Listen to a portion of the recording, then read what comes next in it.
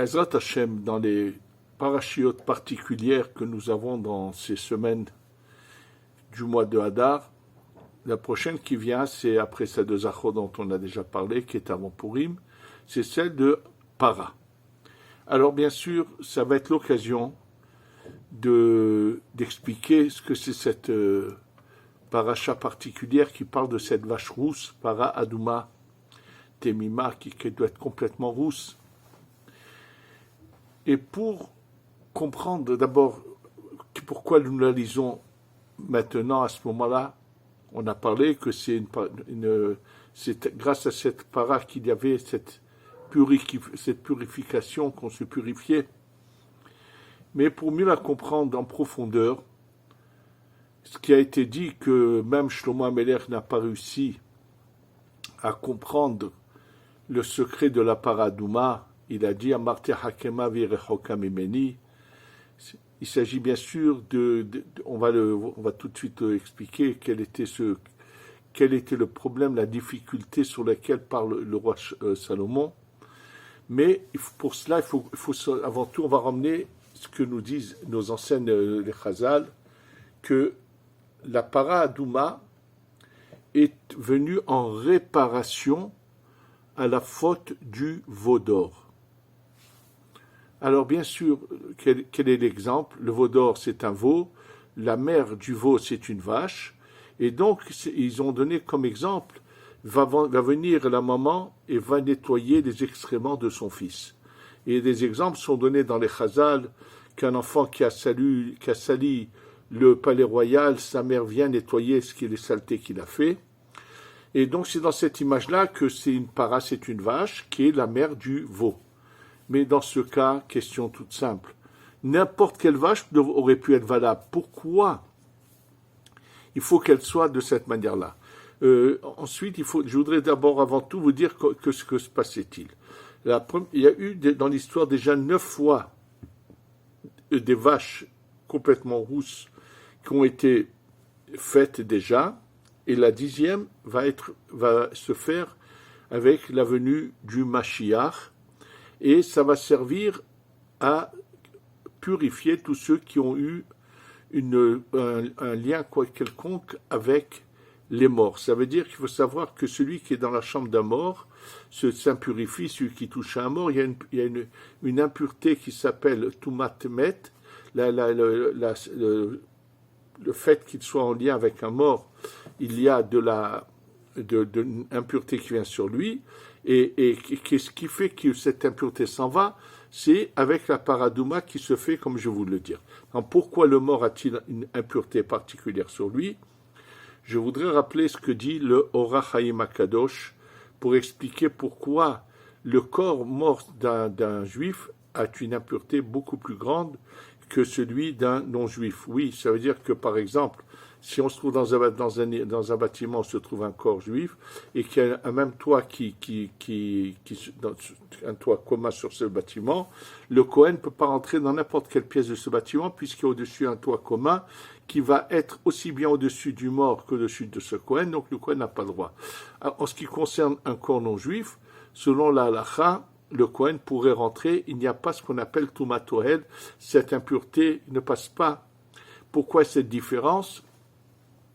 Comme l'explique le Orach Chaim HaKadosh sur son commentaire dans la Torah, il donne l'exemple de quelqu'un qui a 2 vases, dans lequel un était plein d'ordures et un se trouvait plein de miel, et on les vide, on les met dehors. Il dit que la grande majorité des insectes iront vers le vase où il y avait ce pot dans lequel il y avait du miel. Et étant donné que le Ben Israël, qu'un juif, a une neshama, une âme, une parcelle divine très puissante, donc de sainteté en lui, et lorsque cette neshama sort, il y a les résidus de lumière qui restent. C'est pour ça que les forces du mal viennent et rentrent dans ce corps. C'est pour ça que ce corps a une impureté. Alors que les non-juifs n'ont pas cette parcelle de lumière. Ce qu'ils ont est bien inférieur en puissance en lumière. Donc ça n'attire pas particulièrement les forces du mal. Et c'est pour ça que le corps d'un juif qui est décédé a cette touma. et que c'est la paradouma qui va venir faire repousser cela. Alors qu'est-ce qu'on faisait? On lui fait la shrita, c'est-à-dire avec le couteau particulier. Ensuite, elle est brûlée, elle devient de la cendre. Cette cendre va être mélangée avec de l'eau et avec une plante très particulière qu'on appelle le ezov dans la Torah. C'est une plante qui se trouve ici, qu'on voit dans les champs, c'est une plante sauvage, qui s'appelle le ezov, et qui est appelée, pour ceux qui connaissent le nom arabe, za'atar. C'est pas le thym, comme pensent certains, pas du tout. Moi, j'ai eu l'occasion de voir cette plante. Avec cette plante, qui a la puissance de repousser, qui a une sainteté aussi, qui repousse le mal, on trempait ce mélange, aspergeait sur la personne qui a été en contact avec un mort, et à la longue, plusieurs fois, jusqu'à que toute l'impureté s'en va. Alors, comme je vous l'ai dit, bien sûr, dire cet exemple, la mère va nettoyer les excréments de son fils, étant donné que la faute du veau d'or, le veau est le fils de la vache, mais comme je vous l'ai dit déjà, dans ce cas, pourquoi y aurait-il particulièrement une vache rousse? Toutes les vaches sont les mères de veaux, et dans ce cas-là, il ne faudrait pas particulièrement une vache rousse. Donc ça veut dire quelque chose d'un peu plus profond là-dedans. Alors bien sûr, pour comprendre cela, ça sera à l'occasion, en même temps après explication, de comprendre pourquoi, lorsque le peuple d'Israël sort d'Égypte, passe par la mer, ce miracle de la mer, qu'est-ce qu'il y avait de particulier? Et ça nous permettra un peu de comprendre la question que se posait Shlomo HaMelech sur la vache rousse. Il faut savoir que pour comprendre cela, il faut connaître, on va parler d'une manière générale sur les sphirot, ce qu'on appelle les sphères, les 10 sphères. Il faut savoir que dans les sphirot, il y a les 7 inférieurs qui représentent le corps, et au-dessus des 7 inférieurs, il y a les 3 supérieurs qui vont dans l'ordre suivant, du bas vers le haut. Il y a la Bina, il y a la Chochma, et il y a le Keter. Oui. Le Keter, Chochma, Bina, ça c'est du haut vers le bas. Et au-dessous de ces 3-là, il y a ce qu'on appelle Chesed, Gvura, Tiferet, Netzach, Hod, Yesod, Malchut. Je répète, les 7 inférieurs sont représentants comme d'un corps, qui commence par ce qu'on appelle Chesed, Gvura, Tiferet, Netzach ve'od les 2 jambes, Yesod le Brit, et la Malchut, réellement, un homme tout le temps qui n'est pas marié n'a pas vraiment la sphira de la Malchut. Cette 10e sphira est son épouse qui est la Malchut. Oui. En tous les cas, les 7 inférieurs, c'est un corps, et au-dessus d'elle, il y a la Bina. Il faut savoir que la Bina est une sphira qui est au-dessus, qu'on pourrait appeler le temps. Alors, on va expliquer bien la Bina, puisqu'en réalité, la para Adouma représente la Bina. Alors, bien sûr, comprendre ce que ça veut dire, le sens profond de la Bina. D'ailleurs, il faut savoir que le Shabbat, sa grandeur, n'est pas par rapport au fait que ce soit le 7e jour, donc la Malchut, puisque la Malchut est la dernière sphira des 7 inférieurs, qui sont le corps. Donc si c'était par rapport à la Malchut, le Shabbat devrait être le jour le plus bas et non pas le jour le plus haut. Donc c'est pas par rapport à la Malchut que le Shabbat a une particularité, mais bien au contraire, c'est le Shabbat a sa particularité parce que c'est le hors de la Bina, la lumière de la Bina qui se révèle le Shabbat. Or, la lumière de la Bina, c'est le chiffre 8 qui est au-dessus du temps. C'est ce qui se révèle le Shabbat. Oui, la Naga, la gérance du monde est par la Bina, le Shabbat. Et d'ailleurs, à la fin du Shabbat, quand nous devons rentrer dans les jours de semaine, alors à ce moment-là, on lit ce passage Vi'inu Amadonai Elohenu Alenu Uma Asiadenu Konena Alenu Ma Asiadenu Konenu, le samedi soir dans la prière de Harvit. Et la Kabbalah, le Harizal nous explique qu'on demande que le Noam, cette lumière du Shabbat qui est la Bina, nous accompagne un petit peu toute la semaine. Donc la grandeur du Shabbat est par rapport à la lumière de la Bina, qui va être le 7e millénaire, comme on va l'expliquer. Et en comprenant cela, on comprendra mieux, quand on saura quel est le rôle de la Bina, on pourra mieux comprendre en quoi la paradouma, elle a ce pouvoir, pourquoi il faut qu'elle soit rousse, comment on va l'expliquer. Il faut savoir que les couleurs sont en lien avec les sphirotes, avec la manière dont la lumière se répand, et que chaque couleur a en elle une puissance qui représente quelque chose.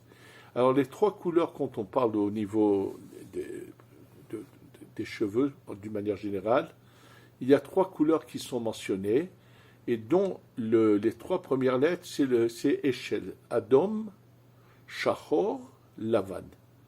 Ça veut dire il y a le cheveu roux, il y a le noir et il y a le blanc. Et là, je vais vous rappeler ce que on a déjà eu l'occasion de mentionner, que lorsque les béné Israël sortent d'Égypte, il est mentionné que le 7e jour, lorsqu'ils sont au moment de la traversée de la mer, ils ont la vision qu'ils ont, la perception qu'ils ont de la manifestation divine et d'un roi avec une barbe noire qui est au combat. La manifestation, la perception qu'ils auront au moment de la réception de la Torah, c'est d'un vieux roi avec la barbe blanche. Alors, il faut savoir que, en fait, on parle quand je vous ai parlé des sept inférieurs, quand on parle des sept inférieurs, elles se partagent en 6 et 1.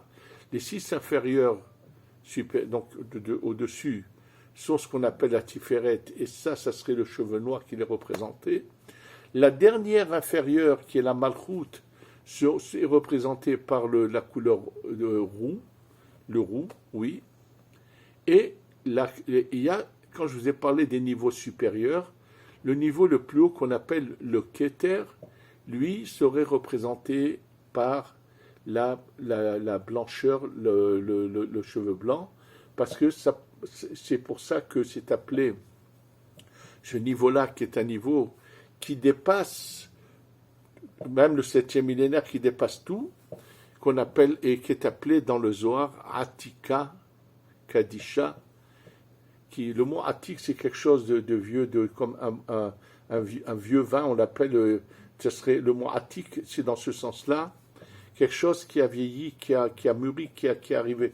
C'est-à-dire que dans la manifestation divine, il y a un niveau, en fait, qui est le niveau le plus haut, où il n'y a que de la miséricorde, et il n'y a en aucun cas les dynimes, les rigueurs.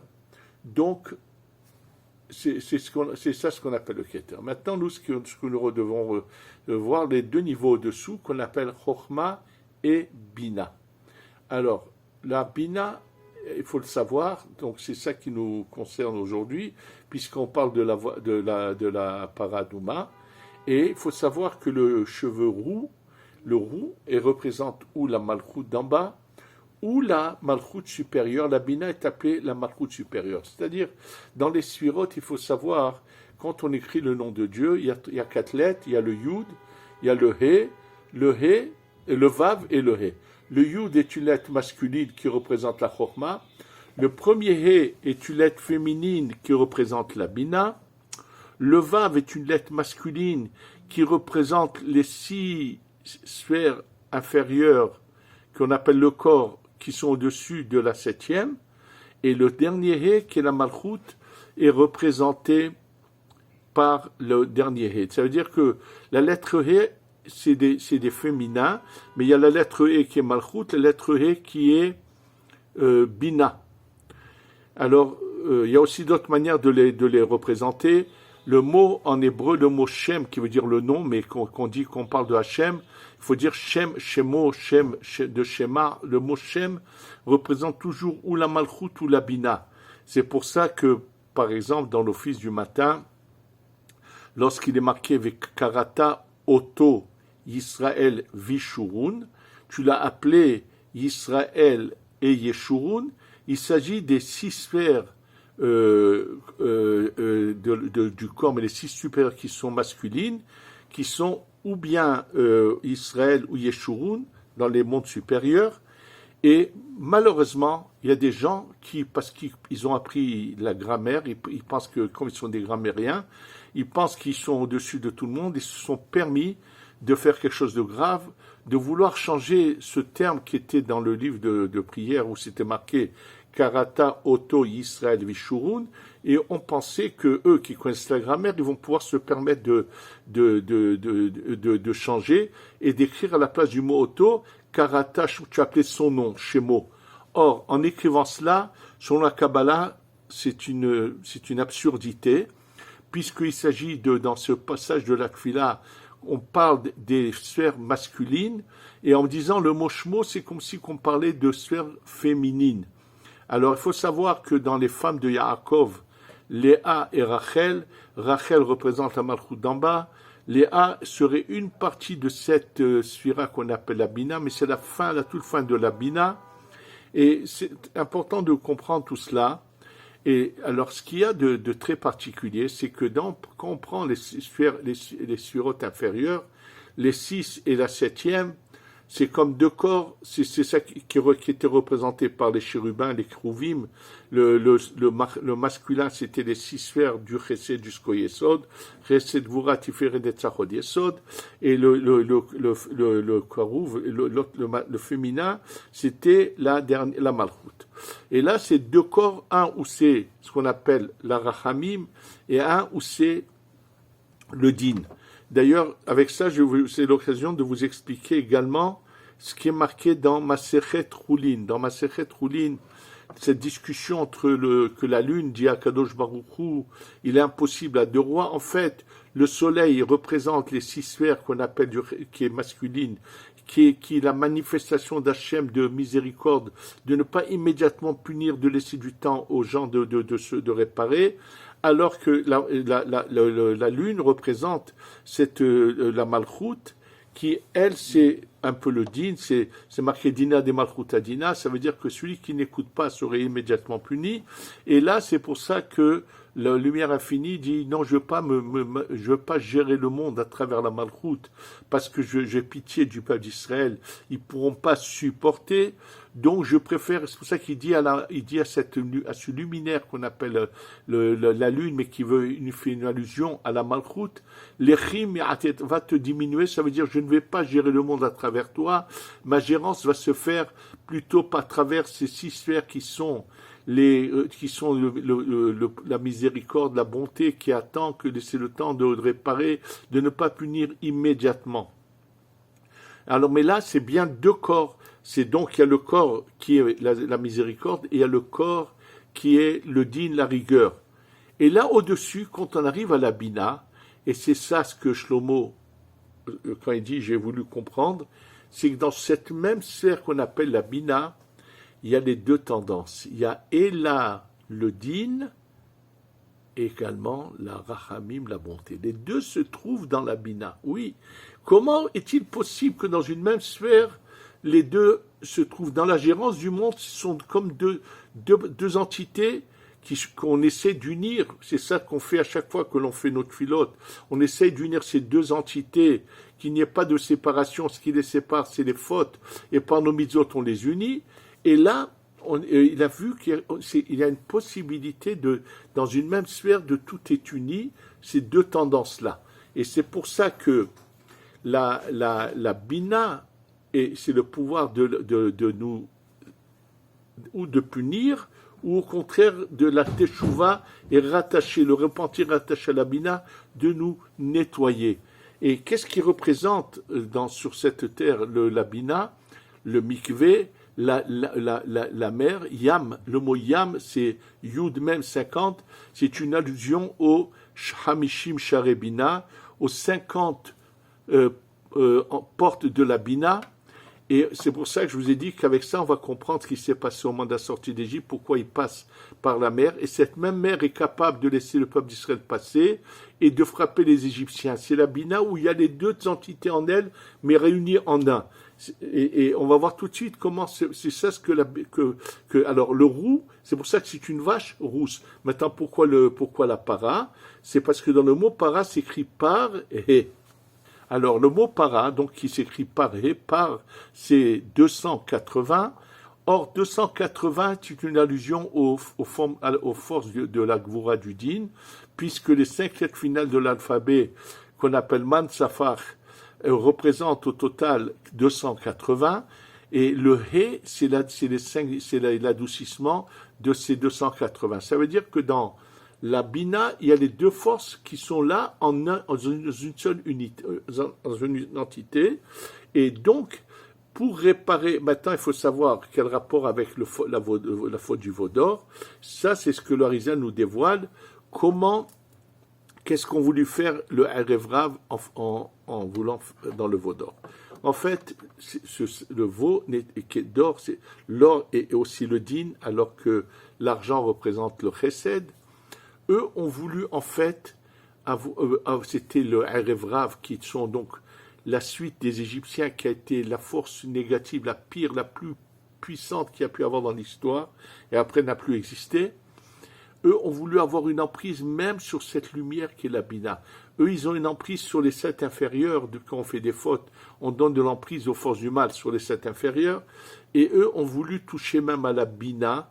C'est ce que l'Arizal nous explique, et d'ailleurs c'est pour ça que quand est-ce que la lumière de la Bina a sa révélation la plus puissante, c'est à Kippour, le jour de Kippour, et réellement le jour de Kippour, on monte à la Bina, où dans la Bina, il n'y a pas, c'est ce qui va se passer dans le 7e millénaire, où il n'y a plus de nourriture, où on ne mange pas, on ne boit pas, et Yom Kippour, comme l'a dit le Rabbi Israël de Hapta, il y a 2 journées dans l'année où on fait 24 heures de jeûne, c'est Tisha B'Av et Kippour. Il a dit dans un qui peut manger, dans l'autre qui a besoin de manger. À Tisha B'Av, on fait 24 heures de jeûne parce qu'on a la douleur de la perte du temple. Donc qui peut manger à cause de la douleur.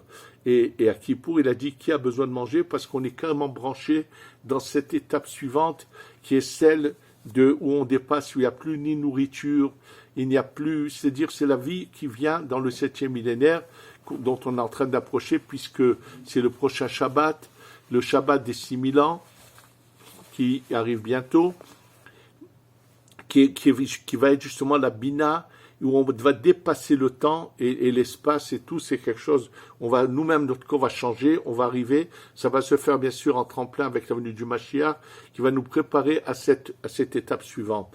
Et donc, la mer, au moment de la traversée de la mer, la Bina peut nous purifier. Donc, à la sortie d'Égypte, il fallait faire un grand mikvé au peuple d'Israël. On les fait passer dans la mer, c'est un grand mikvé. Donc, eux se purifient. Mais en même temps, et quand les Égyptiens veulent venir, dans la Bina, les 2 forces sont là, la droite et la gauche de la Bina. La droite de la Bina nous nettoie, nous purifie, et la gauche de la Bina frappe nos ennemis. Parce qu'en fait, au fur et à mesure qu'on avance maintenant avec l'approche du Mashiach, cette lumière de la Bina va commencer à se révéler. Elle s'est révélée au moment de la sortie d'Égypte. Elle est représentée par le nom de Dieu Eye, qui est 21. C'est pour ça que c'est marqué Eye Asher dans la discussion de Moshe avec Akadosh Baruch Hu. Eye maintenant, je vais être maintenant, et je serai Eye dans le futur, parce que à la sortie d'Égypte, s'est révélé pendant un moment cette lumière du futur. Et comment c'est en allusion dans la Torah, 50 fois la sortie d'Égypte est mentionnée dans la Torah pour nous montrer que c'est cette lumière qui s'est apparue un moment. Et à Kippour, c'est pendant 24 heures qu'on a la lumière de la Bina, et c'est pour ça que Kippour est la réparation de la faute du veau d'or, du Haïgel, parce que Kippour, c'est la Bina qui, en fait, eux, en faisant ce veau d'or, ils ont voulu avoir une emprise sur la Bina. Ils auraient détruit le monde s'ils avaient réussi, et bien sûr que non, ils n'ont pas fait. Heureusement qu'Hachem a stoppé les choses, et Aaron a réussi à stopper un peu les choses, et chaque année, donc, à Kippour, c'est cette réparation. Et la Bina en question, c'est ça la difficulté, c'est comprendre comment dans une même entité de la manifestation divine, il peut y avoir les 2 à la fois, sans que ce soit 2 entités séparées. C'est un peu ça. Alors, la raison est que la source de la Bina, d'où elle reçoit cette force, vient d'un lieu très haut, oui, qui est dont je vous ai dit déjà, qui est cette lumière auquel nous n'avons jamais accès à Parapurim, qui s'appelle Recha de la Itiada, à Purim, ça se révèle. Et c'est de là que la Bina puise, et comme c'est quelque chose qui est imperceptible, c'est pour ça qu'il a dit, Shlomo Amelech, j'ai voulu m'approcher, mais j'arrive pas, puisque c'est une lumière qui est imperceptible. C'est qu'à Purim qu'il y a un peu de cette lumière qui descend. C'est pas qu'il y a un manque de compréhension, c'est impossible de percevoir, puisque ça s'appelle Recha, une tête dont on n'a pas de connaissance. Et ça, donc la Paradouma puise de cet endroit-là. Et sachez que cette lumière de la Paradouma commence à se répandre. Et quelque part, le sacrifice de Pessah a un lien quand même, on doit le faire griller avec du feu. C'est ce feu de la Bina qui descend, qui va brûler le mal pour que le mal s'écarte et qu'il n'ait plus d'accès sur nous. Et d'ailleurs, entre Pessah et Shavuot, il y a 50 jours. Oui, ce sont les 50 jours de la Bina pour arriver à recevoir la Torah, c'est cette purification. Et donc, en fait, quand on arrive au mois de Nissan, on doit passer par cette étape de la Bina pour être apte à la délivrance totale, où on va se métamorphoser, devenir de nouvelles créatures. En fait, et c'est cette année, cette paracha de Paradouma est vraiment une opportunité qui va être pour nous de vouloir se purifier, mais en même temps va agir le côté du din de la Bina sur nos ennemis et va complètement les anéantir. C'est pour ça que c'est un Shabbat qui a une particularité dans lequel il faut se concentrer et espérer que enfin cette lumière de la Bina qui va se révéler dans ce Shabbat Para va être le seuil de notre délivrance totale avec la venue du Mashiach, et que cette année on aura peut-être, Ezrat Hashem, la chance et la joie de faire l'agneau pascal, le Korban Pessah, et qu'on ait la Goula Shlema Bekarov, Shtavo Bimera Be'amenu, Amen Ve Amen.